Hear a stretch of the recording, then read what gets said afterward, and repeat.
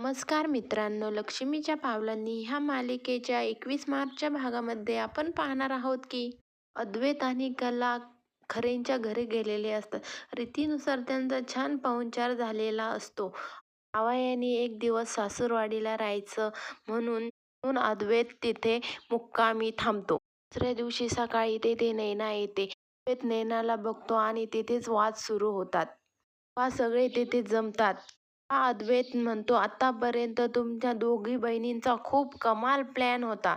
तेव्हा नैना म्हणते, तुम्ही दोघे इथे आल्यामुळे मला 2 दिवस घराबाहेर राहावं लागले. तेव्हा अद्वैतला खूप राग येतो आणि तो म्हणतो, तुम्ही सगळेजण ठगास ठग आहात.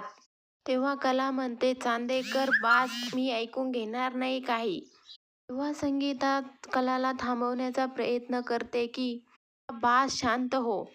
तेव्हा कला तिच्या आईला म्हणते, नाही आई, मी शांत बसणार नाही. हा आपल्या स्वाभिमानाचा प्रश्न आहे. मी शोधून काढीनच ह्या सगळ्या मागील चेहरा, तेव्हा शांत बसेल. पुढील भागाच्या डेली अपडेटसाठी शिवानी मराठी चॅनलला सबस्क्राईब करा, लाईक करा, शेअर करा. धन्यवाद.